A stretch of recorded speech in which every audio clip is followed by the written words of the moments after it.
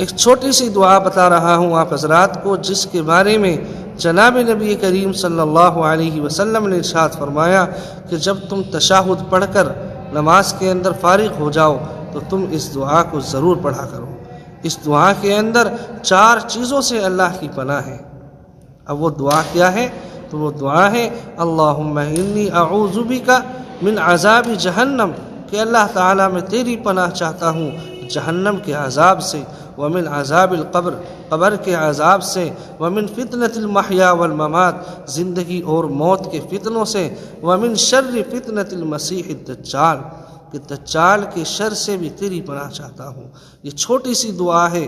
जब आप नमाज पढ़ें, क़ायदा अखीरा में तशहुद और दुरूद पढ़ने के बाद इस दुआ को पढ़ा करें। अल्लाह के नबी सल्लल्लाहु अलैहि वसल्लम ने इस दुआ के बारे में ये बताया है कि तशहुद के बाद इस दुआ को